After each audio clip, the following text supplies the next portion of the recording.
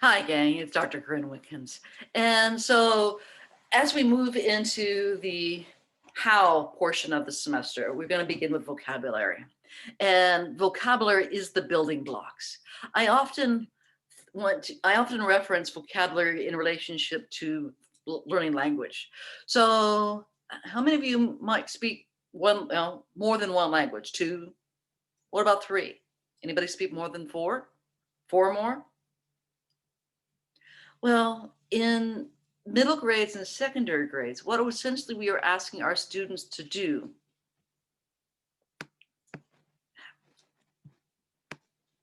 is just that.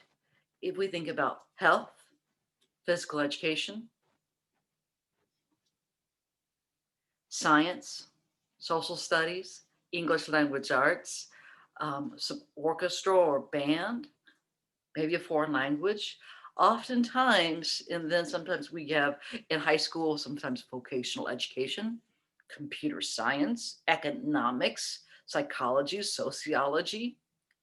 So you can see how it starts adding up is that sometimes we can expect our students to be fluent and productively using 6 to 10 different vocabularies, languages.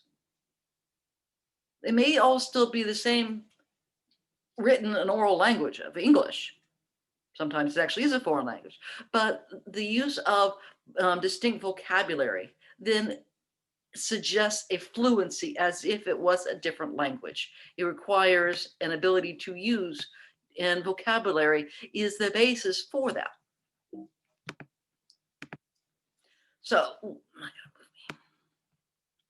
so we begin with understanding the vocabulary when we dealt with language itself, is that vocabulary represents concepts. They're labels for concepts. Concepts are ideas. So then more specifically, that through concepts, we create mental images. They are grouped together by similar criteria. So that should make you think of schema theory. And that the concepts are connected and bound by a hierarchy of relationships or associations. So when I talked about chair, what are the different elements of chair? And each word has a multiple set of associations. But those associations are concepts that then we try to link. But oftentimes vocabulary instruction, if it happens as if those were discrete words that have no relationship to each other. And so then how many of you had a list of words you had to look up, define, and God forbid write in a sentence? It's like one of my sons was even by the time he was second grade, he was already gaming the system. Maybe it was third, but he had to write. He was supposed to write have 10 words, and so then I think the teacher expected 10 sentences, but either through invention, creativity, or just because he thought the assignment was stupid, is that he then or tried to get it done as quickly as possible. Take your pick. Is that he tried to get as many words that were expected in as few sentences. And I think that he averaged the 10 vocabulary words in 3 sentences. And then another case is he wrote a sentence that was grammatically, syntactically correct, but had no meaning. It came right out of it could have been right out of Dr. Seuss. But it was a sentence. You use the words right. So, and I had the same experiences teaching my adolescents. They're like, it's like if we're going to ask them to have student generated sentences, buyer beware.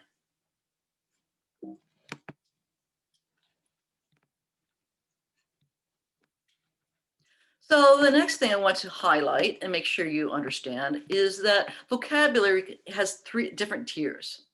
So I'm actually starting at the bottom because the next slide actually shows it as a triangle. So I wanted to keep it in the same order. So because we first look and learn tier 1 vocabulary, that is our sight word vocabulary we learn as very young children. So you notice that the words here are simple, mostly single syllables. They're basic vocabulary we learn from birth to about grades 3, 4-ish. So then we move from tier 1 as our basic vocabulary to tier 2, which is high frequency words. But often our high frequency, so we start learning more words in 4th, 5th grades and up that have multiple meanings, Greek and Latin roots, and they occur across multiple domains. So one of the words is transport,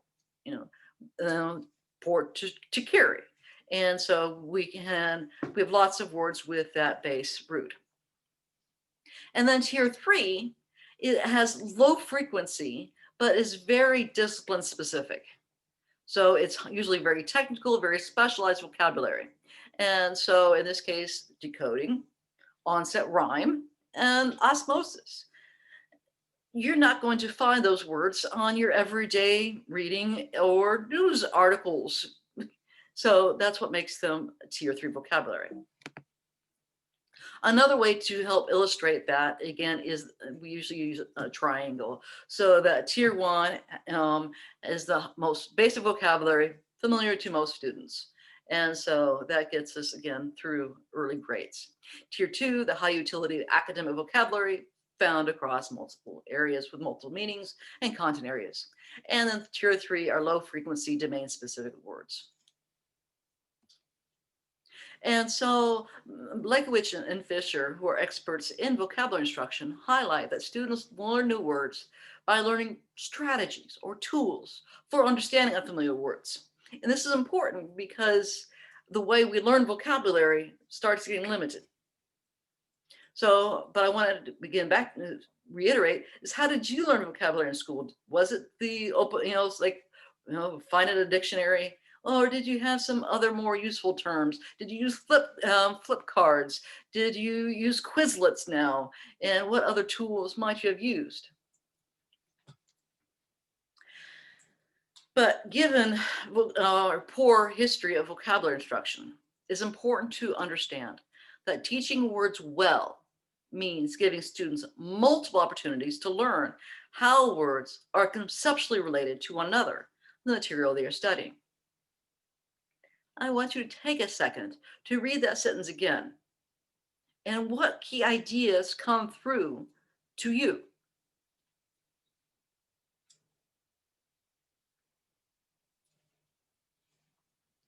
So hopefully that idea of multiple opportunities and conceptual related, and I think I probably would have underlined teaching words well. Teaching words well equals multiple opportunities plus conceptual relationship. So that's the strategies and tools we're going to be using so that we can find multiple opportunities and how they are conceptually related. There are 3 methods of acquisition for vocabulary: wide reading, outside of school, generally speaking. And so wide reading, conversation, and rich language environments. That it does include school, family, community, mass media. So being immersed in words and ideas and language. And we talked about how important that was for very young children and how that connects to culture. And it was a point of access, conversation, rich language environments, having people around you have conversations around topics that would be occurring in school, having rich language environments similarly, so that you have and models of reading.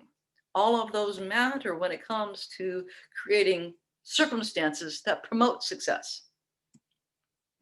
However, if you also recall that the expectations for reading as they go up, actual reading engagement and practice goes down. We have this inverse relationship.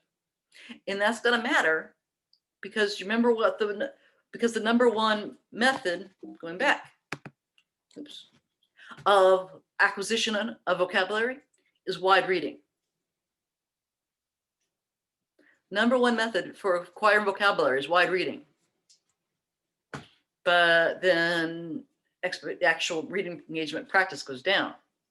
So what does that mean for vocabulary?